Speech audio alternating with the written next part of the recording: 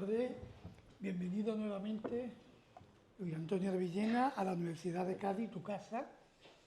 Muchas gracias. Donde, dentro de este ciclo, con el que cerramos unas jornadas que te hemos dedicado desde ayer, con el nombre de La belleza impura, utilizando el título de esta poesía completa tuya, dentro de una jornada dedicada a toda tu obra, dentro del canon de la literatura española contemporánea, las letras hispánicas.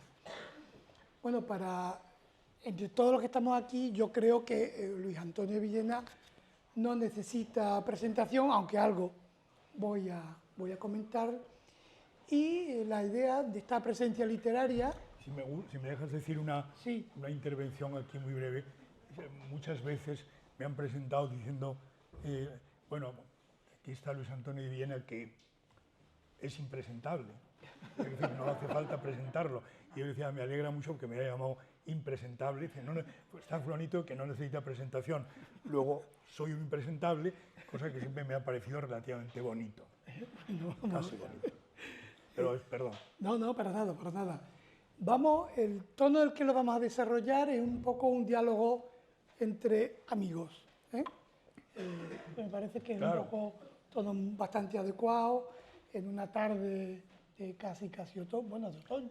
Sí, bueno, yo he venido muy abrigado porque en Madrid hace más frío que ya, aquí. Bueno, aquí al sur, ha venido al sur del sur. Bueno, Luis Antonio de Villena fue de las primeras presencias literarias de la Universidad de Cádiz.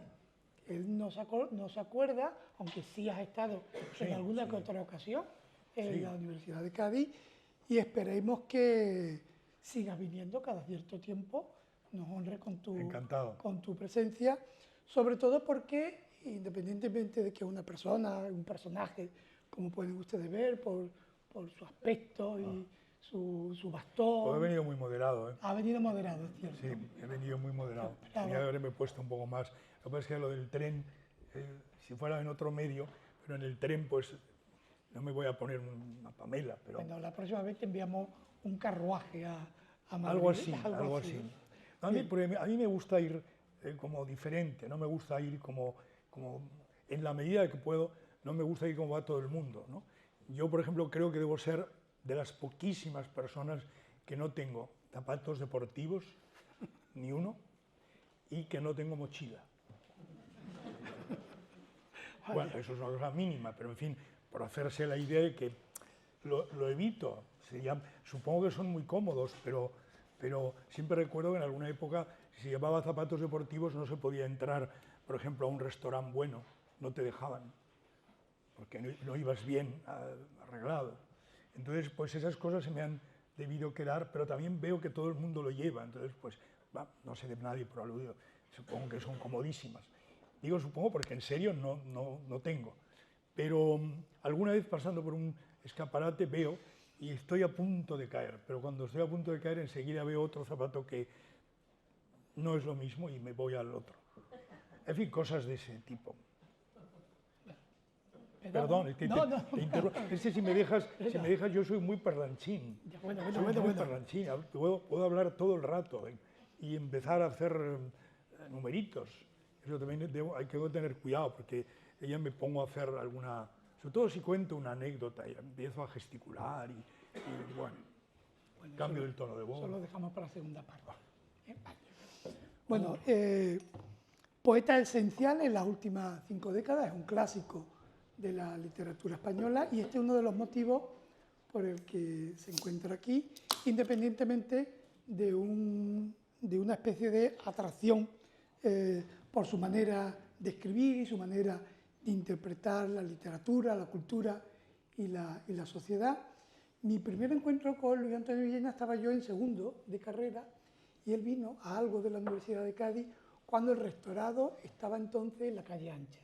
De esto hace muchísimo tiempo. Creo que fue un curso de verano, algo, ¿no? Y bueno, yo me acuerdo de haberte preguntado alguna que otra cosa sobre la cultura quiche o algo así, y me gustó mucho la respuesta que me diste en una intervención donde había un discurso muy culto, pero a la vez un discurso muy fresco, muy vivo, muy divertido, muy entretenido, ¿no? Y con el paso del tiempo el año pasado tuve la oportunidad de poder, gracias a la Universidad de Cádiz, de poderlo invitar a algo que aparentemente puede parecer muy frívolo y muy anti Luis Antonio de Villena, pero que aceptó venir sin dudarlo en ningún momento. Fue con el congreso que la Universidad de Cádiz organizó en torno al centenario de Lola Flores y nos ilustró con una magnífica conferencia inaugural donde situó al personaje dentro de un discurso estético que puede parecer que de hecho está en las antípodas de la obra literaria. Todo hay que decir que eso se debía, yo a lo mejor si no hubiera tenido el pasado que tenía y tú me hubieras pedido una conferencia sobre Lola Flores, pues tal vez te hubiera dicho que no era mi mundo, porque en realidad no es mi mundo. Pero se da la casualidad que yo había conocido a Lola Flores y una de las veces además, y ella me hizo una entrevista que no he vuelto a ver, porque creo que la tiene Antena 3. Y tú le dedicaste además 2 o 3 artículos. Bueno, yo hacía en El País en ese tiempo porque todavía había actuaciones en público, en salas de fiestas, ¿no? Y yo hacía unas cosas que Umbral llamaba Crónicas de Music Hall, que eran unos articulitos donde yo hablaba, pero muy literario, inventándome personajes y todo esto, hablaba de la actuación de quien fuera. Se lo hice a Rocío Jurado, se lo hice a Lola Flores, se lo hice a más, ¿no?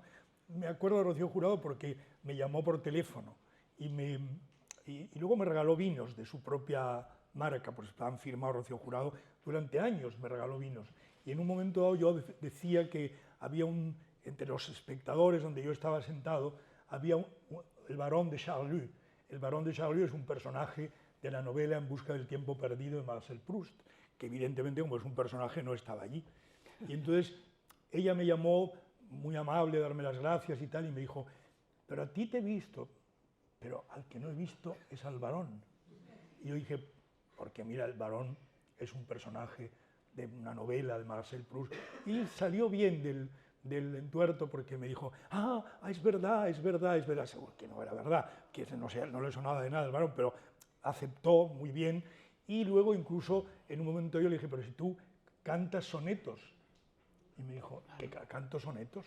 Digo, sí, por ejemplo, ¿dónde fuiste? Como esa canción de Quintero, León y Quiroga, que dice, ¿dónde estabas, amor de madrugada, cuando busqué tu palidez cobarde en la nieve sin sol de la almohada? Eso es un soneto, y era una canción. Entonces, cuando yo le dije que cantaba sonetos, pues se emocionó mucho que cantaba sonetos.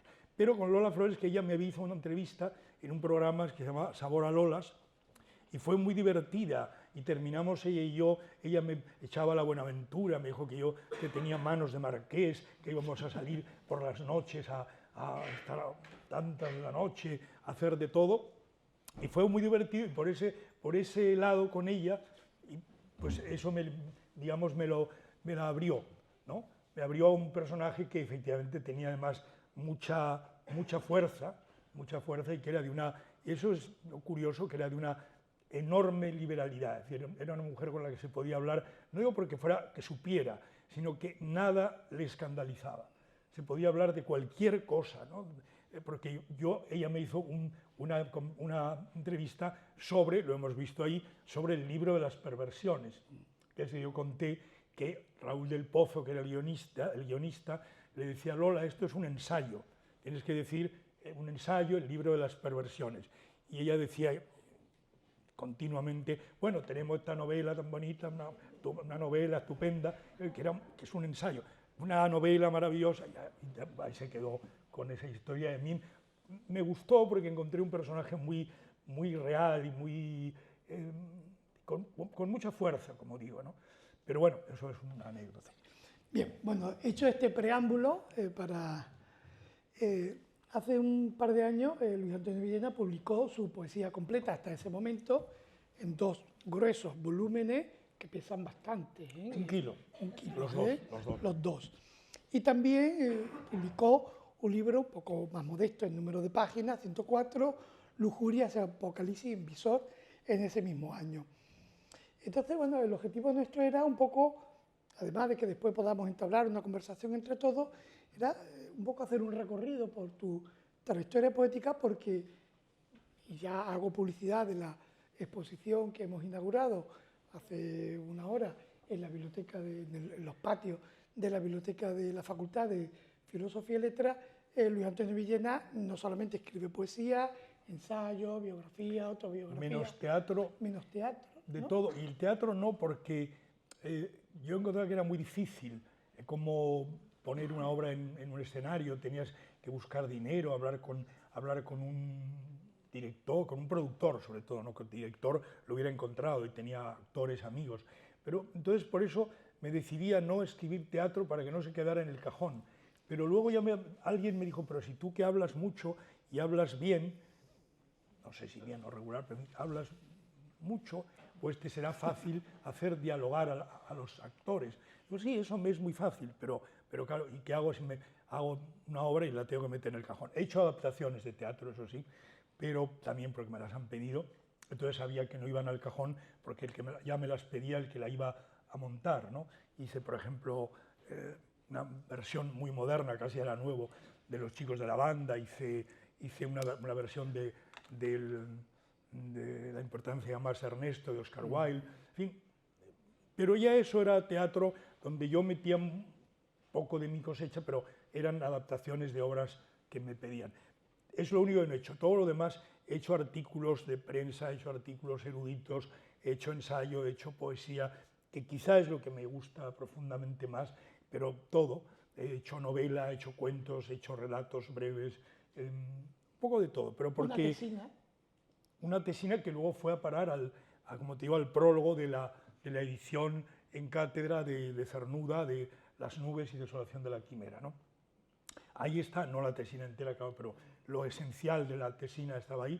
Y no sé, es porque yo he tenido siempre,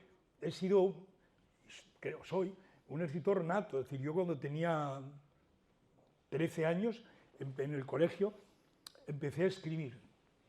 Y lo que empecé a escribir es ensayo, que es lo más peregrino, porque había caído en mis manos, te lo he contado alguna vez, un manualito mínimo de mitología clásica, ¿no? Y me había gustado mucho las historias de los dioses y las diosas y cómo se engañaban y cómo tenían líos entre ellos y ella le ponía los cuernos, él le ponía los cuernos con otros más y además con chicos, con chicas, de todo. Entonces me pareció estupendo aquello, ¿no? Y yo dije, bueno, yo quiero escribir, yo tenía como digo, 14 años máximo, 13 creo. Y yo quiero escribir una historia un compendio de mitología clásica. Y empecé a hacerlo. Pero me di cuenta, cuando llevaba 2 cuartillas, me di cuenta que en realidad yo estaba poniendo exactamente lo que ponía en el libro, porque no sabía otra cosa. No podía poner más que lo que ponía en el libro. Entonces me di cuenta que eso no tenía sentido, que tenía que esperar a saber yo un poco más para poder dar mis opiniones y meter mis historias o imbricarme ahí de otra manera, y lo dejé, pero siempre con la voluntad de ser un sabio. Yo quería ser un sabio, no poeta, no, un sabio.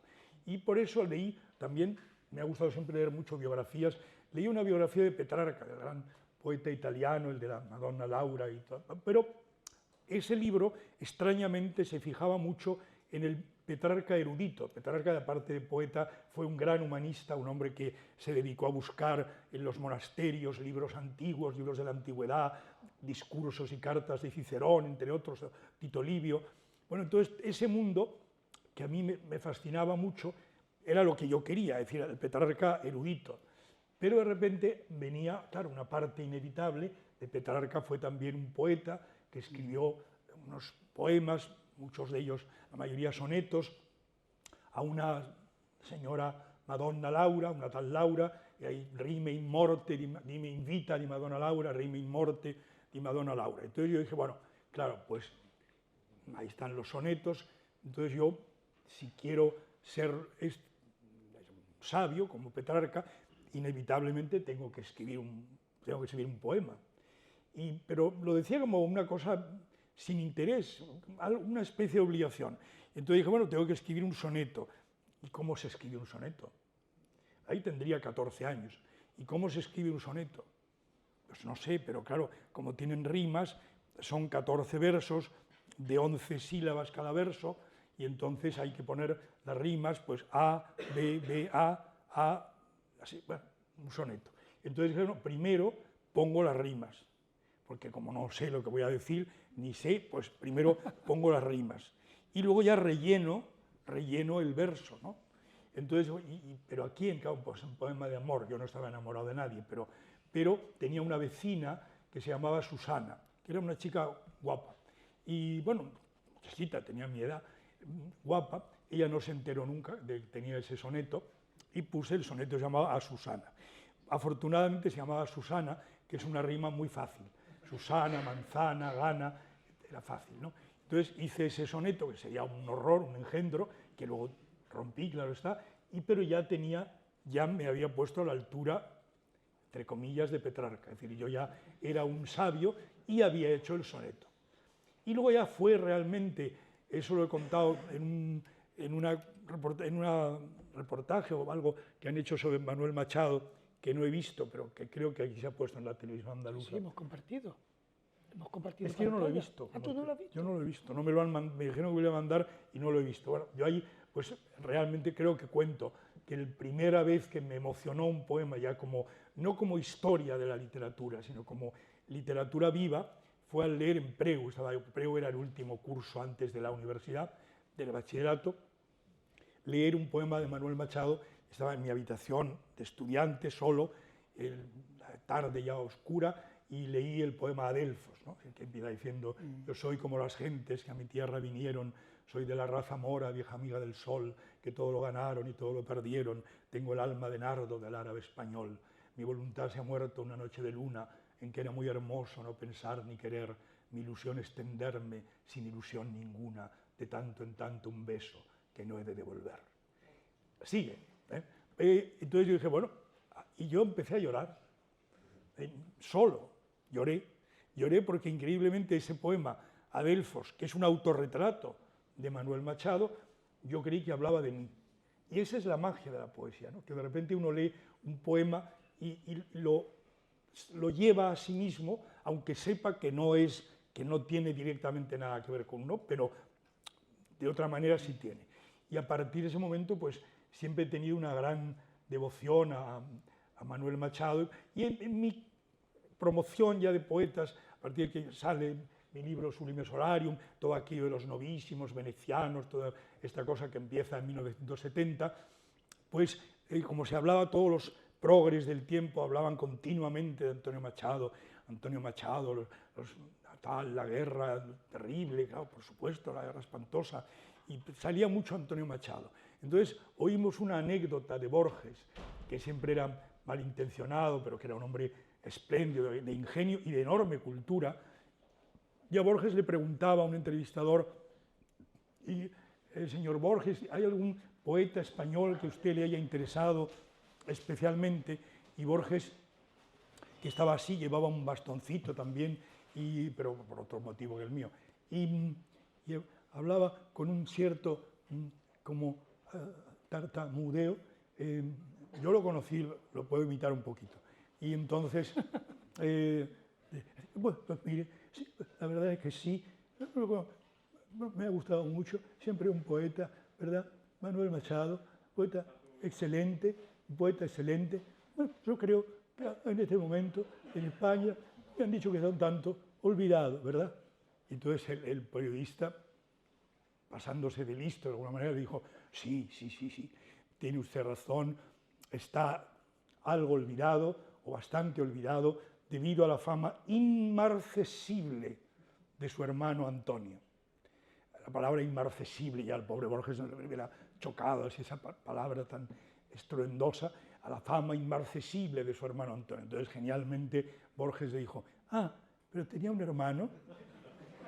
Y por supuesto sabía que tenía un hermano, pero la gracia era justamente hacerse que ignoraba a Antonio Machado a favor de Manuel. Y eso a nosotros nos gustaba mucho, porque éramos absolutamente liberales y degenerados, pero nos hacían pasar por como de derechas, porque no éramos del PC, no éramos comunistas, que era lo que entonces se estilaba, y había dos grupos en la universidad. En el principio yo estaba en filosofía, pues había el grupo, bueno, primero los que no son nada, y luego estaban los que eran progres, los progres, ya se sabe, y del otro lado estábamos los modernos. Los progres pues estaban en las manifestaciones, eran trotskistas o maoístas o comunistas a secas, y los del otro lado, modernos, los modernos éramos sexo, droga y rock and roll. Lo del sexo no sé, yo no había probado, pero droga algo y rock and roll algo.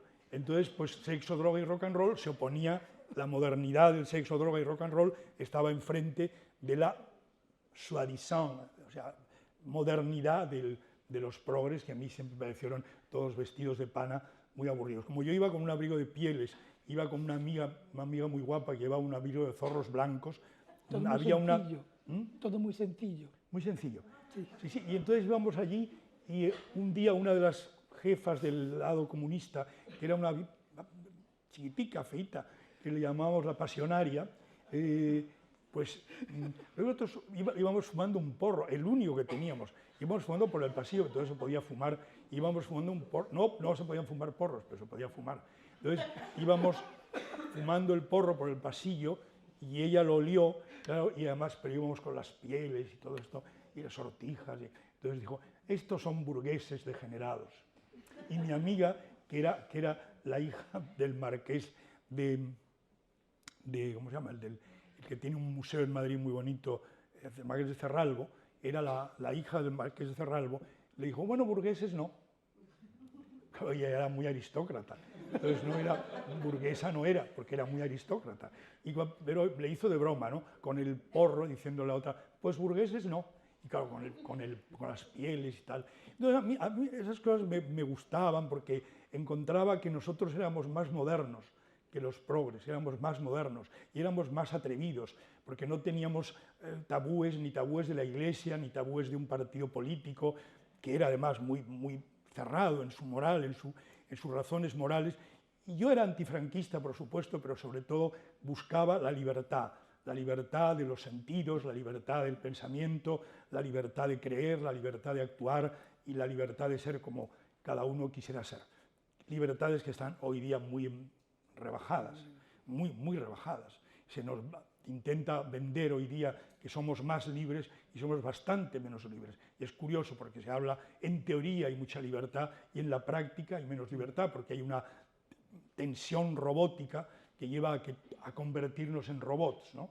Incluso tú llamas a un sitio y aparece una voz enlatada, tú no hablas con una persona, hablas con una grabación, y cuando tú haces una pregunta que no está metida en la grabación, la voz dice, no entiendo. No es que no entienda, es que no lo tiene grabado, no está programada para esa pregunta. Entonces, bueno, todas esas cosas pues son bastante... A mí Moder tiene su lado bueno, pero también un lado bastante malo. Y yo siempre he sido muy partidario de esa libertad y de disfrutar. Entonces, quizá en mi poesía o en mi literatura, una de las cosas que se ve es que hay una mezcla de las dos cosas que yo he querido, es decir, del sabio, de una persona que ha leído mucho, que ha estudiado, que quiere aprender. Yo creo que sigo estudiando, que todos los días quiero saber algo nuevo, quiero aprender cosas.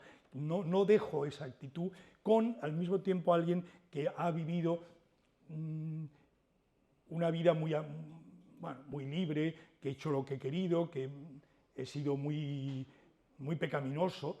De hecho, una vez alguien me dijo, hace ya mucho tiempo, en la época de Felipe González, por ahí me dijeron, hombre, tú podrías presentarte como diputado. Y yo dije, ¿como diputado? Ni loco. Primero porque no me interesa, pero es que además a mí me sacarían mi vida privada al tercer día. Los periodistas estos que indagan siempre con mala idea, evidentemente, me sacarían mi vida privada y sacarían que yo vuelvo a mi casa y además para dedicarme a esto... ¿A qué hora vuelve a tu casa? 3, 4 de la mañana, de la madrugada. Pero entonces era relativamente posible. Yo creo que ahora no hay sitios abiertos tan tarde, porque yo salía de sitios a las 3 de la mañana y no era tan raro, ¿no? Y luego ya a lo mejor quedaba por ahí o iba a más cosas o una reunioncita en casa o en casa de otros. Total que... Pero claro, mi mamá me permitía eso porque yo vivía con ella, porque luego ya tenía mi casa aparte, pero al lado de la de ella, me permitía porque ella no hubiera permitido nunca a lo que ella hubiera podido llamar un vago. o lo que unos padres habituales llamarían un vago, es decir, un chico o una chica que no hace nada, que se divierte y luego se queda durmiendo, ¿no? Yo no, yo me divertía, por supuesto, pero en cuanto me levantaba a la 1:30 más o menos, me duchaba, me ponían a comer, leía el periódico, comía, y luego al momento me metía en mi despacho y pasaba la tarde entera leyendo, tomando notas, escribiendo cosas que me pedían, artículos, lo que fuera. Y estaba desde las 4:30 por ahí hasta más o menos las 10, estaba todo el tiempo trabajando. Claro, se veía, porque yo publicaba libros, salían artículos, hablaban de mis libros, bien o mal hablaban de mis libros. Entonces, claro, mi madre se dio cuenta que yo no era un señor que no hacía, un chico que no hacía nada, era alguien que actuaba. Entonces ella me dejó y me pagaba además, porque a veces no estaban tan bien pagados los artículos o los libros. Luego fueron a mucho mejor y luego otra vez han vuelto a mucho peor. Y entonces yo, luego, llegado ese momento, ya a las 10 de la noche más o menos, pues ya tenía mi plan hecho para ir a cenar con alguien, cenábamos, luego íbamos a algún lugar de tipo café a charlar con gente distinta, y luego ya íbamos a los pecados gratos. Ya nos metíamos en cada cual por su lado, y yo ahí tenía unos bares donde iba, donde había gente joven, y bueno, yo era gente joven también, y bueno, y eso ya terminaba cuando terminase, no tenía hora, ¿no? No teníamos hora, terminábamos cuando fuera, a veces estupendo porque habías ligado, otras veces fatal porque no habías ligado. Y bueno, ya yo volvía a mi casa, y volvía a mi casa muy tarde y me acostaba. Aunque tenía un amigo que no volvía, que cuando volvía a esa hora es cuando se ponía a leer y a escribir, y por lo tanto se acostaba a las 7 de la mañana. Y un día lo llamé, no solía tan temprano, pero un día le llamé a las 3 de la tarde. Era el poeta Francisco Brines. Y le llamé y dije, Paco, pero por favor, Luis Antonio, ¿cómo me llamas a esta hora? Son las 3 de la tarde. Como diciendo que era muy temprano. Le tenía que haber llamado a las 4 o a las 4:30, pero a las 3 de la tarde no, que eso era terrible. Y bueno, hombre, es que creí que ya te habías despertado. No, me acabas de despertar tú, pero ya no importa. Así seguimos. Entonces, esa vida que yo había hecho, pues que estoy contentísimo, y donde conocía muchísima gente, pero claro, toda gente heterodoxa, ¿no? Todo el mundo era un mundo muy heterodoxo, pero donde había desde gente del arrabal y hasta marqueses pecadores, que tienen mucha gracia, los marqueses pecadores tienen mucha gracia. Vi a un marqués un día, uno que escribía unos artículos muy de moral seria en el ABC, le vi en un bar quitándose un reloj de oro estupendo y dándoselo al chico que tenía al lado. Y a mí eso me parecía estupendo, ¿no? Me parecía la vida, y en eso lo relacionaba, por eso hice un librito sobre Catulo, traduciendo algunos poemas de Catulo, porque Catulo había vivido, claro, en el mundo de la Roma antigua, había vivido ese mundo, y a mí me gustaba pues también ese mundo donde todo se mezclaba, pero no era simplemente vicios o placeres o bebidas o algo de drogas. Pero yo no podía fumar porque me hacía mucho daño, tengo la garganta delicada, me raspaba mucho y me hacía daño. Entonces, esto no sé si contarlo, pero quizá no debería contarlo, pero bueno, lo voy a contar. A mí lo que más me gustaba era la cocaína, porque la cocaína no da visiones como los ácidos y como las pastillitas estas que toman ahora, no da visiones, te deja, si tú eres divertido, eres mucho más divertido. Pero eso es la cocaína buena. Luego la empezaron a cortar y no sabías con qué la cortaban y había que dejar de tomarla, ¿no? Y evidentemente yo ahora no lo tomo.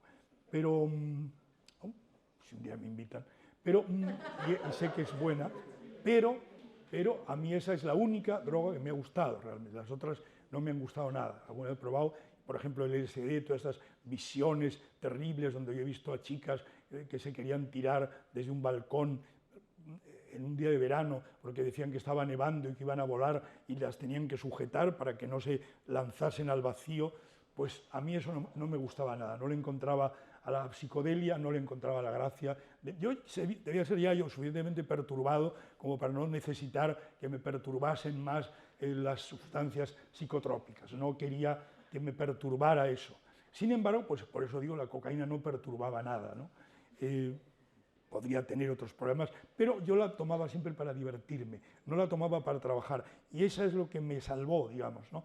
Porque si tú la tomas para trabajar, entonces sí puede convertirse en un hábito malo, porque tú no puedes, necesitas esa sustancia para trabajar. Yo trabajaba sin nada, con mi propio caletre, que se dice. Pero, llegado ya a la diversión, en ese momento sí, lo utilizaba para divertirme. Y la única vez que una tarde que tenía mucho que hacer y estaba cansado y se me ocurrió decir, bueno, ahora sería el momento de tomarme una rayita, dije, no, porque si lo tomo voy a necesitarlo y no puedo. Esto no es bueno. Y no lo hice.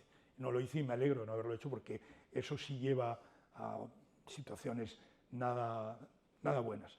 Bueno, ya todo esto estábamos hablando de literatura, ¿no? Sí,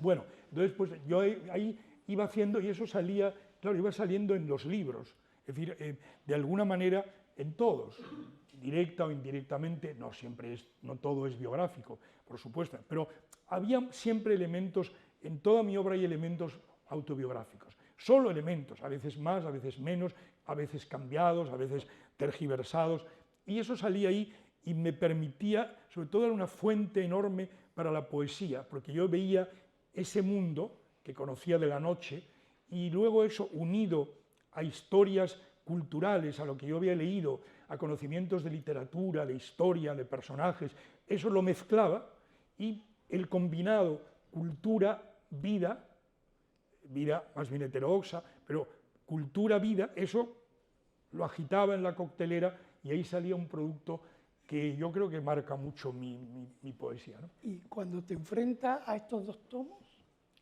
me enfrenté porque me lo pidió el que llevaba entonces esta colección, que es un poeta, que me dijo, ¿por qué no quieres publicar tu poesía completa? Yo tenía un problema con mi editor normal de Visor, porque de Visor no sabía cómo publicarlo porque es mucho. Y entonces no quería hacer 2 tomos, Visor. Quería publicar un único tomo en papel Biblia. Pero claro, con los poemas, aquí están a poema por página. Allí hubieran ido pues, los poemas muy seguidos. Bueno, teníamos un litigio de cómo se iba a poder publicar la poesía completa y vi una salida publicándolo en esta editorial que respetaban lo del poema por página, por eso es muy grande, y el tomo. Y ahí lo hice. Y claro, aquí había ya, cuando lo publiqué ahí solamente al final del segundo tomo, unos poemas anticipados al libro que tú has citado, que vino un poco después, que era Lujurias y Apocalipsis, ¿no? Y bueno, pues yo iba haciendo siempre, la poesía la hago siempre cuando me viene, ¿no? Y no viene por las lecturas, por lo que veo, por lo que, bueno, por lo que es la vida, tu vida, ¿no? Y tu pensamiento. Los otros libros los he hecho más porque la novela y el ensayo son cosas que tienen un elemento de inspiración también, pero que luego dependen mucho más del trabajo, dependen de la constancia que tú tengas en continuar una novela que, aunque sea mala, necesita mucho el conocimiento de la estructura, del yo que habla, quién es la voz que habla, si es una voz omnisciente, si es la voz de un alter ego, si es la voz de un tercero. Todas esas elecciones que hay que hacer para estructurar una novela no son fáciles y llevan mucho tiempo. Y en el ensayo, pues porque tienes que pensar y tienes que leer cosas para corroborar tus tesis. Entonces, eso ya tiene más de trabajo. El ensayo tiene más de trabajo, la novela tiene más, no exactamente de trabajo solo, pero también de buscar el tono de la novela, y la poesía pues es sencillamente un golpe de inspiración que luego, eso sí, hay que corregir, hay que pulir, hay que convertirlo en un poema, porque si tú, el problema que tienen ahora algunos poetas jóvenes, sobre todo algunos que yo he visto en internet o cosas así, que son malos, claro, evidentemente, es que creen que la poesía es decir lo primero que se te pasa por la cabeza. Y eso es un gran error. Es decir, uno puede primero tener algo que se te pasa por la cabeza y a partir de esa idea, llamémoslo así, idea primigenia, tú ya la tienes que elaborar. Pero no puedes decir, como yo he visto algo así, y lo voy a mejorar, voy a inventarme el poema mejorándolo un poco, donde de repente dice, me despierto, pero no veo el cielo. Claro, es el techo. Quizá hoy no haga nada, pero saldré a tomarme unas birritas, porque si no, ¿qué vamos a hacer? El cielo está azul, las golondrinas pasan hacia el estío. ¿Y qué pasó ayer con Anita? Ya. Entonces, bueno, ¿y esto qué es? Un apunte en un diario, ¿no? Un apunte en un diario, porque eso poesía no es. Es decir, no, es poesía elementalísima. Claro, si quieres poesía, sí, pero muy elemental. A esa idea de despertarse sin saber dónde estás y desear una cerveza, a eso le tienes que dar forma.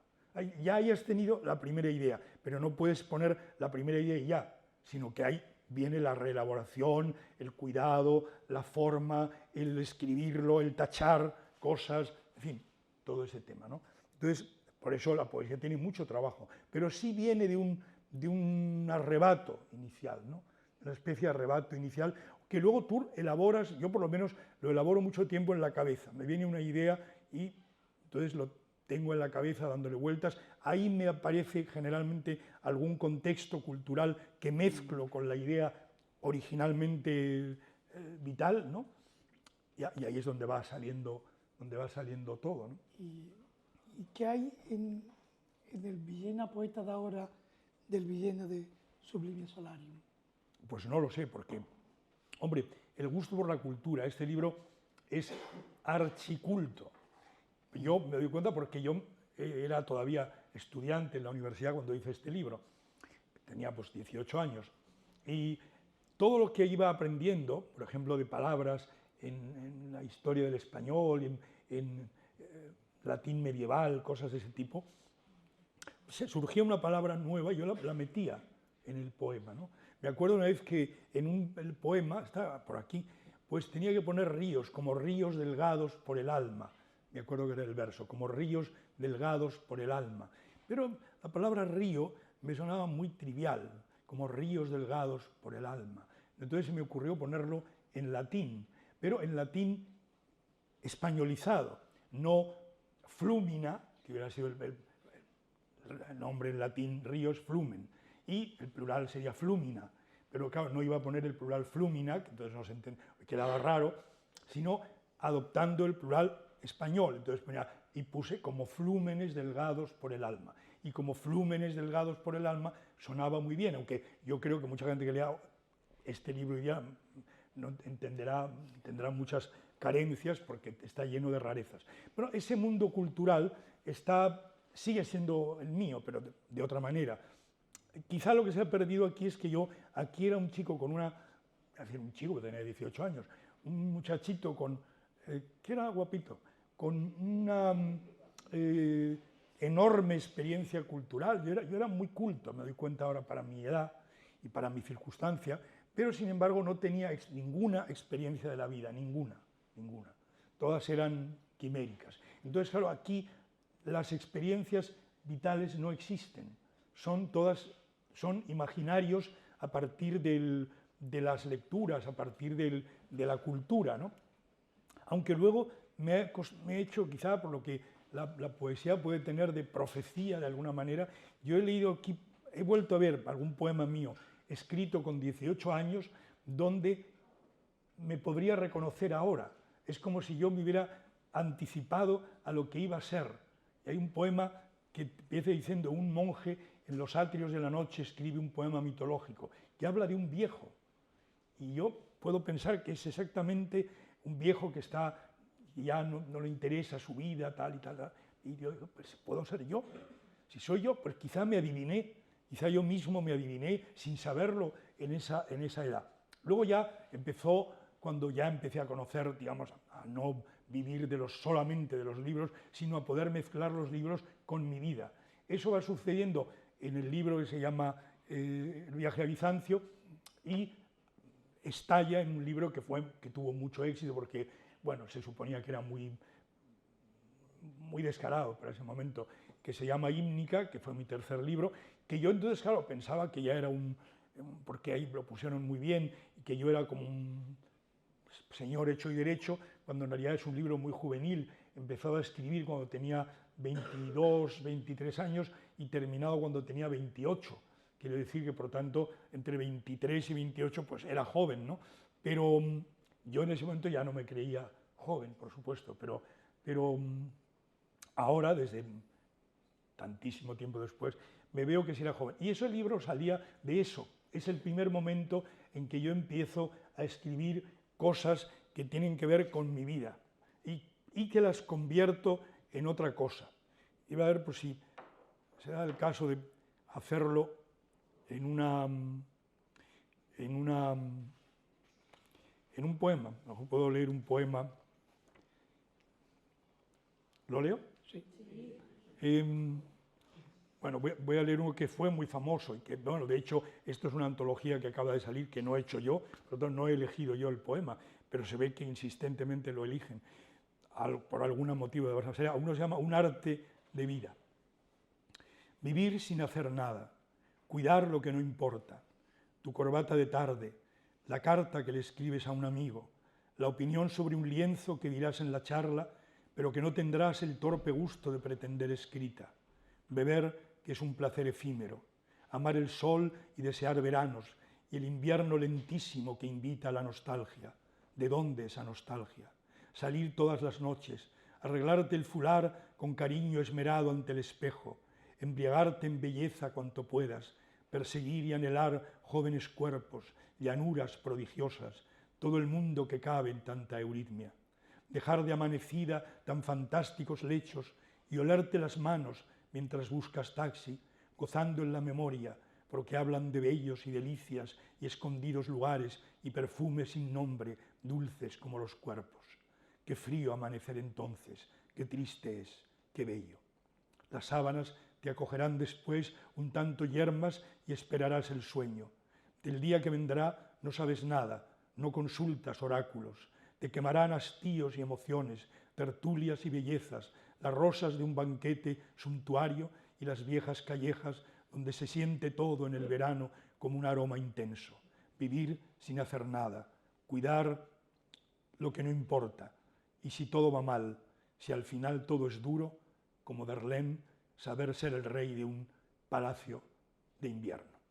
Esto va entre comillas porque a Verlaine, que era poeta famosísimo y los genios de la poesía francesa del XIX, cuando llegaba el invierno, que es en París muy duro, normalmente le preguntaban, Verlaine, que era famosísimo, no tenía nada, vivía en la miseria prácticamente, ¿no? Y entonces cuando le preguntaban dónde iba a pasar el invierno, porque no lo iba a pasar en la calle, él que iba a ir a un asilo, a que le dieran asilo, unas casas de caridad para pobres, él decía, j'irai à mon palais d'hiver, iré a mi palacio de invierno, porque el palacio de invierno suena suntuoso, pero en realidad Palacio de Invierno tapaba la casi mendicidad de Verlaine, el que fue novio de Rimbaud, para decir todo. Bueno, pues ahí se ha visto en el poema, hay elementos muchos elementos de cultura. A veces hay que saberlos ver, el de Verlaine es muy evidente, pero hay una historia, hay literalmente la historia que yo vivía, hasta con una escena que yo estoy viendo ahora mismo, que era lo de salir. Yo estaba en casa de un amigo, habíamos estado allí haciendo cosas, y pues al salir yo iba a buscar un taxi, ¿no? Y un día al buscar el taxi en la esquina, pues no sé, hice así, y la mano, porque me iba a duchar en mi casa, no se piense mal, la mano olía a la otra persona. Y entonces eso me parecía un recuerdo estupendo, ¿no? Así en la noche vacía, porque no había nadie, eran las 3 de la madrugada, y de repente yo olía la mano y recordaba lo que acababa de pasar un poco. Entonces este poema está escrito, bueno, salió claro en el año 79, en la primavera del 79, en el libro Hímnica, pero el libro estaba terminado en el 78 y este poema está escrito en el 76, cuando yo tenía como mucho 25 años. Es decir, que, no sé, para 25 años parece así como madurito, pero en el fondo yo vivía de eso, ¿no? O sea, lo que yo quería, por eso me preguntaban, ¿y por qué no vas a ser diputado? No sé qué, diputado, ni general, ni nada, que lo sean ellos, a mí no me interesa nada ese mundo, yo quiero seguir esto. O sea, y me acuerdo otra vez que el director se asombró porque me llamó por teléfono el director del periódico El Mundo, que entonces era Pedro J. Ramírez, que era mucho más conocido que los de hoy. Y me dijo, quiero ofrecerte que seas el jefe de la sección de cultura del periódico.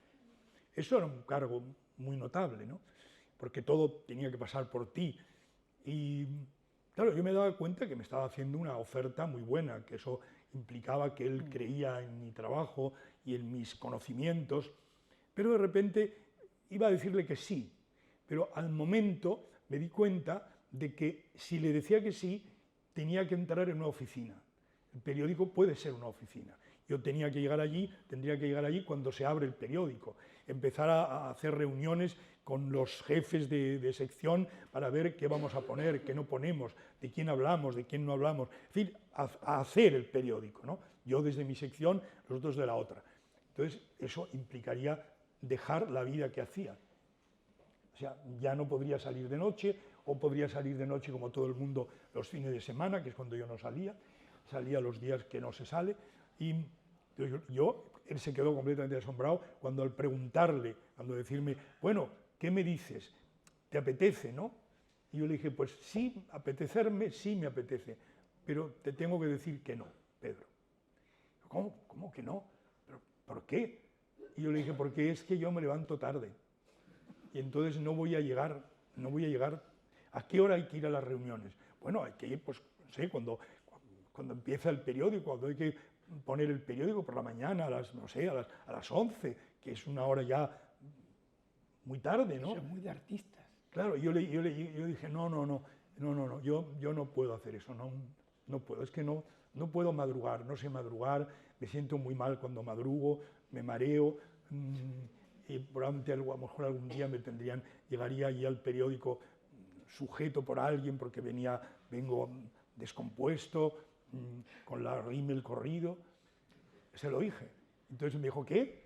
¿Con el qué? Digo, no, hombre, como se sale por las noches, ¿no? Pues con el rímel de los ojos te ha corrido un poco. Y él me dijo, bueno, ya lo entiendo. Y yo seguí allí muy bien considerado y todo muy bien, pero naturalmente dije que no a ser jefe de cultura, porque a mí nunca me ha interesado ser jefe de nada. Me ha interesado ser jefe de mí mismo, que no es poco, porque muchos no logran ser jefes de sí mismos. Y yo lo que quería es ser jefe de mí mismo, o sea, hacer lo que he hecho hoy cuando me daban el agua en el colegio mayor, y decir, hacerle un gesto vallinclanesco. Es decir, pues en este momento no le firmo que estoy hospedado aquí y me voy a un hotel. Si no me dan agua, me voy ahora mismo a un hotel. Así con el bastón. Ya se lo puedo decir. Dígaselo usted, Alberto, que me voy. No, por favor, espere, no sé. Bueno, ya no sé dónde sacó una botellita pequeña de agua. Y después con el autógrafo... Y luego me pidió un autógrafo, así que yo, quedé muy asombrado. Pero quiero decir, pues no esas cosas un poco de hacer tú tus manías, inclusive, ¿no? A medida que eres mayor, con mayor motivo también. Entonces, eso es lo que yo he querido hacer. Y por Una eso... pregunta, ¿te ha pasado factura negativa ese ejercicio constante de la libertad, tanto en la creación como en el personaje que tú te has autocreado? En la creación yo creo que no, porque he ido haciendo lo que más o menos he querido, ¿no? Y lo voy haciendo. No siempre a veces es fácil, sobre todo en las novelas y tal, porque eso tiene mucho trabajo en la editorial y demás. Pero sí me creaba problemas a veces, pues porque mucha gente pensaba eso, que yo era impresentable. Entonces, por ejemplo, una vez me acuerdo que fui con un amigo que me dijo, no, ven a mi casa porque mi padre te quiere conocer. Y el padre me miró con ojos como que un poco escudriñadores, qué hacía yo con su hijo. Y empezamos a hablar, el padre y yo. Y entonces yo empecé a hablar de de autores, de obras, de filosofía, de pensamiento, y el padre terminó completamente entregado a mí y encantado. Me alegra mucho conocerlo, ya sabe usted dónde tiene su casa, y no le pase ninguna, no le pase ninguna, que tiene que estudiar más. Bueno, esto es un gran triunfo, pensé yo. Bueno, no sé, estoy contando demasiadas intimidades, pero es que son esas cosas, pues yo he vivido eso, y entonces esa idea, por ejemplo, de que yo llegaba a un sitio y, por ejemplo, en una época, he llegado a algún lugar, ¿no? Por ejemplo, me acuerdo de, no sé, sería Zamora o algo así, pues todos los loquitos y loquitas que había en Zamora, que el día que yo iba a leer, se me presentaban todos. Y todo perturbado, más o menos ilustre, creía que tenía que hacerse amigo mío o amiga. Y otro día me ocurrió, no sé dónde, pues acaso esto fue como en Jerez o por aquí, con unos chicos, uno de los cuales luego ha devenido poeta, no diré su nombre. Y en un momento dado me dijeron, estamos muy contentos de conocerlo, pero creíamos que siempre iba vestido de blanco y con una capa. De blanco y con una capa no he ido en mi vida. Y entonces los dejé noqueados porque qué cursilería. Tú me imaginas vestido de blanco con una capa blanca, como si fuera un caballero así de un cómic. No, hombre. No. Bueno. Entonces, yo tenía siempre como la idea de que toda historia un poco que se saliera de lo habitual inmediatamente venía a mí. Y a veces me daba lata, porque me he encontrado gente que me llamaba por teléfono, pues estoy muy mal porque me he tomado no sé qué, necesito tu ayuda. Y bueno, tienes que ir a un médico, no a mí. Y ese tipo de cosas, pues no sé, sí he tenido a veces problemas personales por ese tema. Por la creación no, porque como te digo, era lo que me salía y yo me gustaba, y porque además nunca dejaba, y no, como sigo haciendo ahora, de leer, de aprender, o sea, yo lo que más disfruto es sabiendo algo, aprendiendo algo nuevo, que alguien me hable de un personaje, que me diga algo que no sé, y que me anime a saber más de ese personaje, ¿no? Por ejemplo, yo me dediqué mucho tiempo a saber los últimos tiempos de la biografía de Oscar Wilde, que la mayoría daba porque Oscar Wilde, al salir de la cárcel, se había ido a París, y bueno, pues ya en París no había hecho nada, casi no había vuelto a escribir, y había muerto en la pobreza y tal y cual. Y bueno, pues eso grosso modo era verdad, pero muy grosso modo. Y había un autor, Frank Harris, que escribió una vida y confesiones de Oscar Wilde en 2 tomos. El primero era muy corriente porque era la vida que se sabía de Wilde, pero el segundo tomo, como Frank Harris había sido amigo de Wilde, en el segundo tomo contaba todas sus experiencias personales con Wilde, ¿no? Y entonces, pues contaba de todo. O sea, Oscar Wilde en París no dejaba de ir con todo tipo de chicos. Entonces dijeron, y había muchísimos, entonces dijeron, bueno, Harris ha trasladado lo que a él le ocurre con las chicas, lo ha trasladado a Wilde con chicos. Pero esto es una fantasía de Frank Harris, que ha hecho su vida y confesiones de Frank Harris, se lo ha pasado a Oscar Wilde. Quedó ahí. Cuando luego ya se pudo hacer una investigación, porque se publicaron, pues estaba prohibido verlas antes, toda la correspondencia de Wilde en 1962, y salieron montones de cartas dirigidas a gente corriente, muy conocidos, pues se vio que lo que había dicho Frank Harris era verdad, y aún Frank Harris se quedaba corto.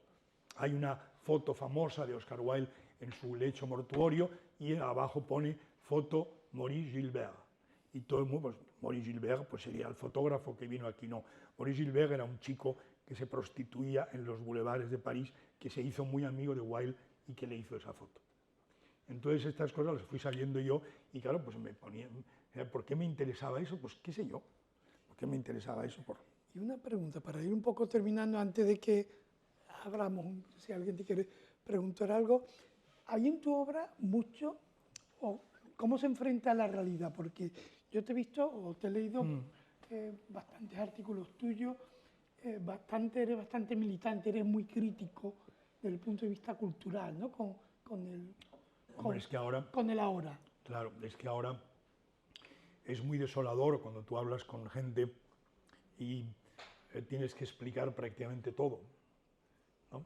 Es decir, que los niveles de cultura han bajado a un nivel tan alucinante que yo, los más tontos de mi época, les sonaba, a lo mejor no lo habían leído, pero les sonaba, y como me contó un amigo catedrático en Valladolid, que se acaba de jubilar, que era catedrático de Teoría de la Literatura, pues estaba dando Filología Hispánica ya los últimos cursos, o sea, alumnos que se suponía que estaban en un nivel alto, ¿no? Y les estaba hablando de la poesía de Antonio Machado, de la poesía última de Antonio Machado, la poesía llamada más o menos comprometida. Y les dijo, bueno, esta poesía no tiene que ver con la de la etapa de Leonor. Tú, por supuesto, sabes perfectamente qué es eso, como lo debería saber cualquier, mucho más, estudiante de literatura. O sea, con la poesía de cuando se casó con la jovencita llamada Leonor en Soria. Y me contó, yo vi de repente que los alumnos ponían una cara rara, como que no, esta poesía no tiene que ver con la de la etapa de Leonor. Entonces ya él preguntó, bueno, sabéis lo de Leonor, ¿no? ¿Y qué le dijeron? No.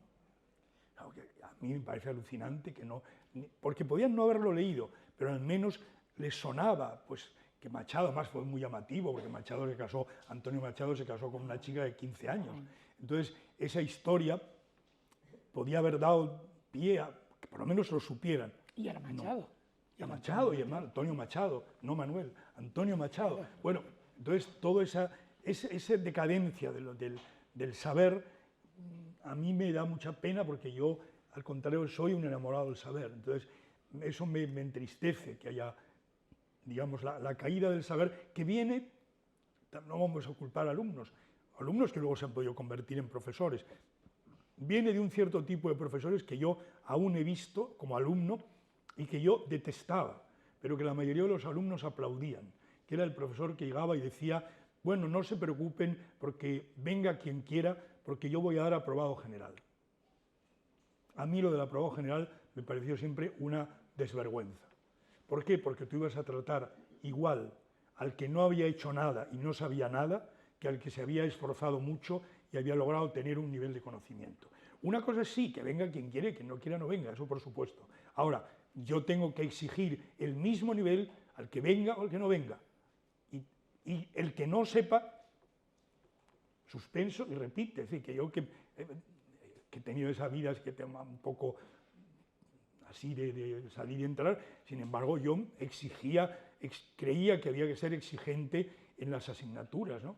Para mí, esta anécdota la he contado pocas veces, yo creo que el mayor triunfo de mi vida fue que cuando se publicó este libro, al poco, vamos, meses o así, tuvo una crítica en ABC enormemente, el ABC era ese momento un periódico muy notable en la cultura, y tuvo una crítica muy súper elogiosa de un gran crítico y académico que se llamaba Guillermo Díaz Plaja.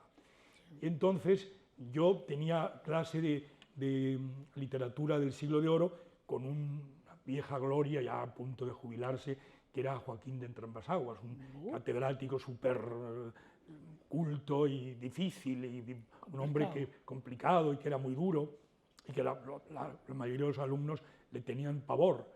Entonces, de repente estábamos en el examen, porque era hacia junio, y Entrambasaguas se me acerca y me dice, ¿usted es Villena? Sí. Y me dijo, muy serio, me dijo, le felicito por lo que dice de usted, don Guillermo. Y era el artículo del ABC. Entonces yo le digo, gracias, si quiere usted le regalo el libro. Le digo un poco pelota. Si quiere usted le regalo el libro, este. Y me dijo, no, yo me lo compro. Y a continuación, este es el gran éxito.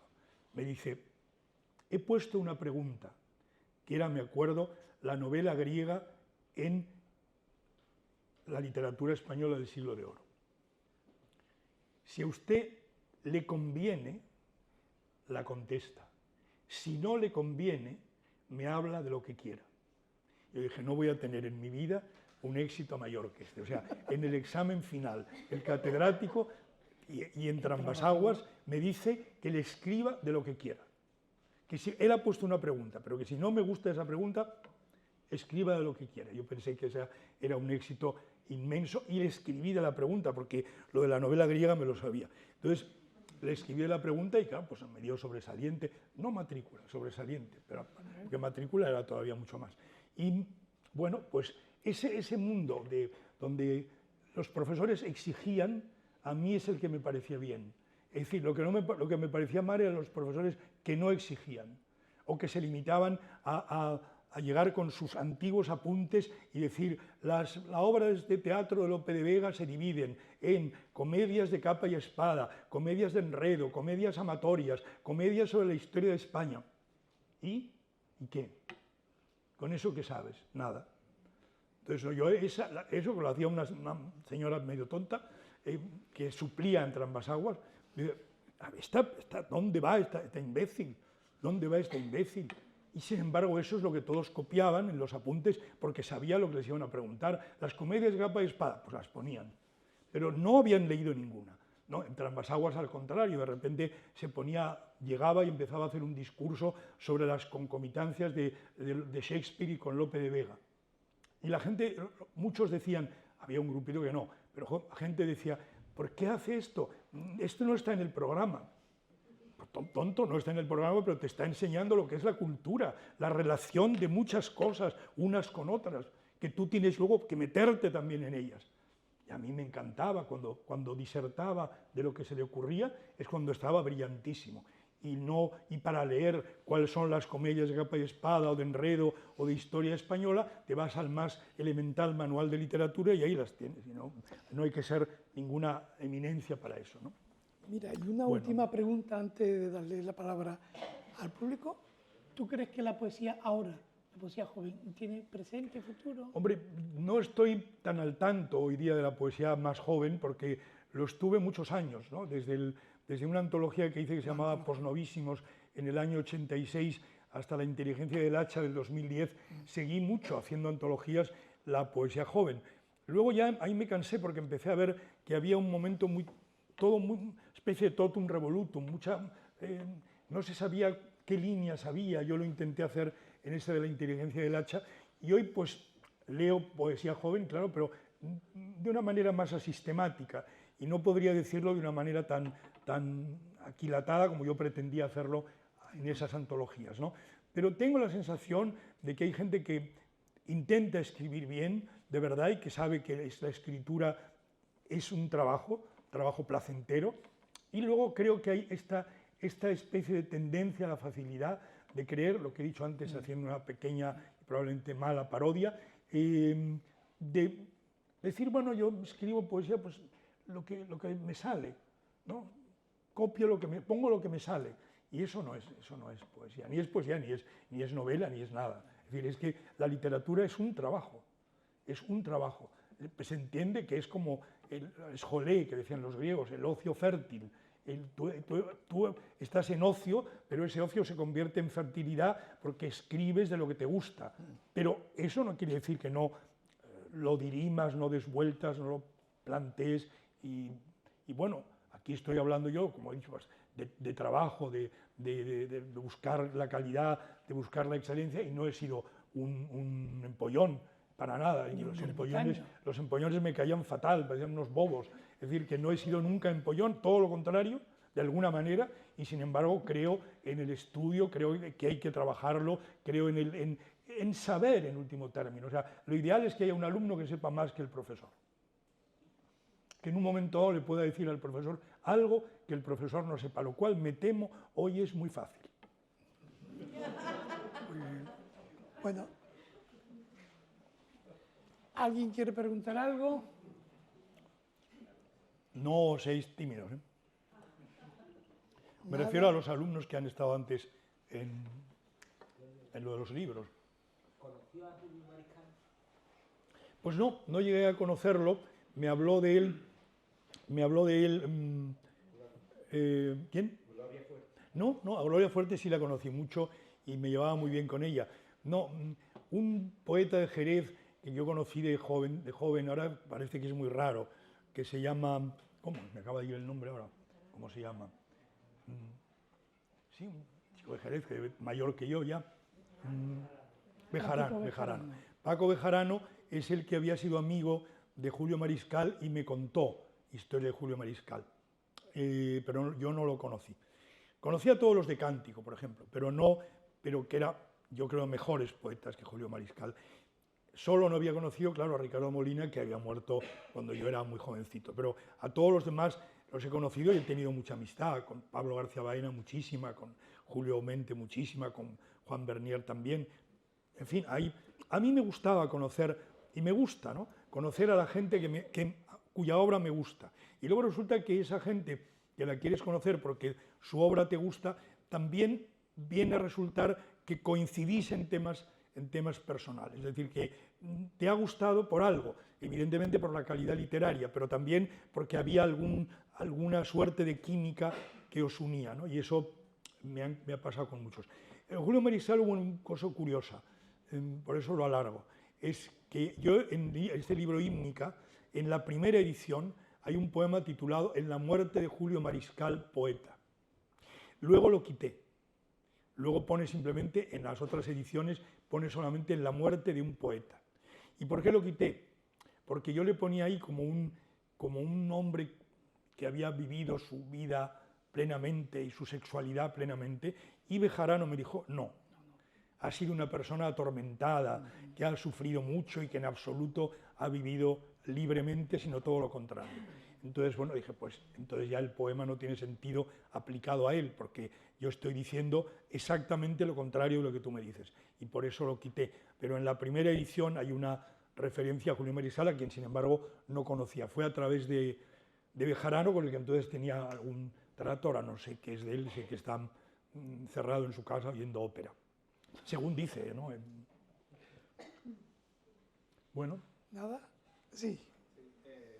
Publicó usted Heterodoxias y Contracultura junto con Sabater Sí. En el 82. Han pasado 42 años. ¿Cuál es su perspectiva? Yo diría que sí.